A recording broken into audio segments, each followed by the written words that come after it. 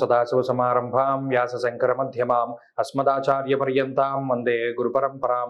జ్యోతిష్ శాస్త్రాన్ని భావితరాల వారికి ప్రసాదించిన ఋషుల యొక్క పాదపద్మాలకి నమస్కారం చేసుకుంటూ, అలాగే నాకు ఈ జ్యోతిష విద్యను నేర్పిన గురువర్యులు జ్యోతిష బ్రహ్మ కీర్తిశేషులు శ్రీ ఈరంకి సూర్యనారాయణమూర్తి గారు, సూర్యశ్రీ దైవజ్ఞ గారి యొక్క పాదపద్మాలకి నమస్కారం చేసుకుంటూ, ఓం శ్రీ మహాగణాధిపతి నమః, శ్రీ గురుభ్యో నమః, హరి ఓం. వీక్షకులందరికీ నమస్కారం. ఫిబ్రవరి నెల 4వ తారీఖు లగాయితూ ఫిబ్రవరి 10వ తారీఖు శనివారం వరకు ఉండేటువంటి గ్రహగతుల ఆధారంగా ద్వాదశ రాసుల వారికి ఈ వారం ఏ విధమైనటువంటి శుభాశుభ ఫలితాలు కలగబోతూ ఉన్నాయో ఈ కార్యక్రమం ద్వారా తెలుసుకుందాం.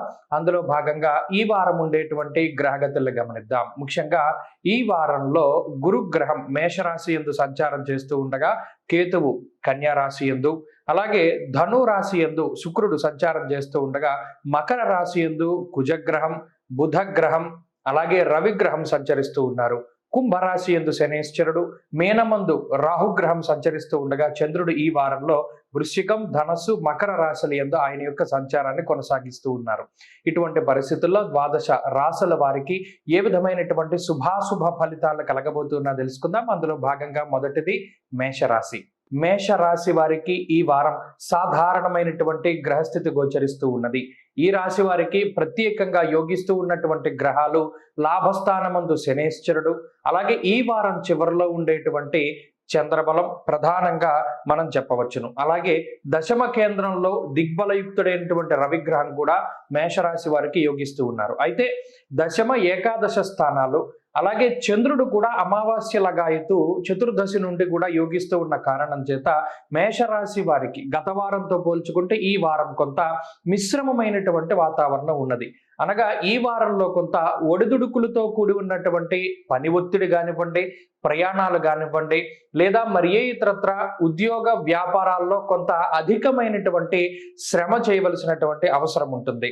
మరీ ముఖ్యంగా జన్మగురుడు వ్యయస్థానముందు ఉన్నటువంటి రాహుగ్రహం యొక్క సంచారం వల్ల కొంత అనుకున్నటువంటి దాని మీద ఎక్కువగా ధనాన్ని ఖర్చు పెట్టేటువంటి సూచనలు మేషరాశి వారిలో కనబడుతూ ఉన్నాయి.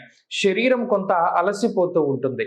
దశమ కేంద్రంలోనే కుజబుధుల యొక్క సంచారం కూడా ఈ రాశి వారికి ఉండడం వల్ల అటు వృత్తి, వ్యాపారము లేదా ప్రవృత్తి ఇతరత్ర మీరు ఎంచుకున్నటువంటి ఆదాయ మార్గాలకి సంబంధించినటువంటి రంగాలు ఏవైతే ఉన్నాయో వాటిలో కొంత శక్తికి మించి శ్రమ చేయవలసినటువంటి అవసరం ఉంటుంది.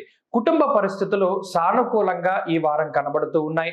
కుటుంబ సభ్యుల యొక్క ఆరోగ్య పరిస్థితులు కానీ, లేదా కుటుంబ సభ్యులతో మీకు ఉండేటువంటి సంబంధ బాంధవ్యాలు కానీ అతి సాధారణమైనటువంటి స్థితిలోనే గోచరిస్తూ ఉన్నాయి.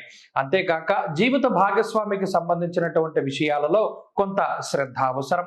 మరీ ముఖ్యంగా ఈ వారంలో మీరు తీసుకునేటువంటి నిర్ణయాలు ఏవైతే ఉన్నాయో అవి కుటుంబ పరంగా కానివ్వండి, లేదా ఉద్యోగ విషయంలో కానివ్వండి, లేదా మిత్రుల విషయంలో కానివ్వండి, లేదా మరి ఏ ఇతరత్ర ఇళ్ళు, వాహనాలు, ఆభరణాలు తాలూకు కొనుగోలులో ఏవైనా సరే ఈ వారంలో మీరు తీసుకునేటువంటి నిర్ణయాలు ఏవైతే ఉన్నాయో అవి సత్ఫలితాలని ఇస్తూ ఉంటాయి. అలాగే చాలా కొన్ని సందర్భాల్లో సాహసోపేతమైనటువంటి నిర్ణయాలు తీసుకుంటారు. తీసుకున్నటువంటి నిర్ణయానికి కట్టుబడి పనిచేసేటువంటి పరిస్థితులు గోచరిస్తూ ఉన్నాయి. వ్యాపార పరంగా ఈ వారం మేషరాశి వారికి సానుకూలమైనటువంటి వాతావరణం ఉన్నది. వ్యాపార విస్తరణకి, వ్యాపార లాభానికి కూడా ఈ గ్రహస్థితి సానుకూలంగా ఉంటుంది. ఉద్యోగ విషయంలో ఒత్తిడి అధికంగా ఉంటుంది. మరీ ముఖ్యంగా ఎక్కువ పని వేళలు ఉద్యోగంలో గడపవలసినటువంటి పరిస్థితులు ఏర్పడతాయి. కొంత అనుకున్నటువంటి రోజుల్లో సెలవు దినాలు దొరకక కూడా ఈ రాశి వారు కొంత ఈ వారంలో ఇబ్బంది పడుతూ ఉంటారు. విద్యార్థులకి కాలం మిశ్రమంగా ఉన్నది. కొంత అదృష్టాన్ని నమ్ముకోకుండా కష్టాన్ని నమ్ముకుంటే ప్రతిఫలం ఉంటుంది. అలాగే స్త్రీలకు ప్రత్యేకించి ఈ వారంలో గ్రహస్థితి సానుకూలంగా ఉన్నది. ఆభరణాల కొనుగోలు, వాహనాల కొనుగోలులో సానుకూలమైనటువంటి పరిస్థితులు ఉన్నాయి. ఉద్యోగ వ్యాపారాల్లో కొంత ఒత్తిడి అధికంగా ఉంటుంది. మేషరాశి వారు ఈ వారం మరింత అనుకూలమైనటువంటి ఫలితాన్ని సాధించడానికై అమ్మవారి యొక్క ఆరాధన, ముఖ్యంగా లలితాదేవి యొక్క ఆరాధన చేయడం చెప్పదగినటువంటి సూచన. లలితా సహస్రనామ స్తోత్ర పారాయణం కానీ, దేవీ ఖడ్గమాల పారాయణం కానీ మంచి ఫలితాన్ని ఇస్తుంది. ఈ వారంలో కలిసొచ్చేటువంటి రోజు శనివారంగా చెప్పవచ్చును. అదృష్ట సంఖ్య 9, అదృష్ట వర్ణము నీలము. తదుపరి వృషభ రాశి.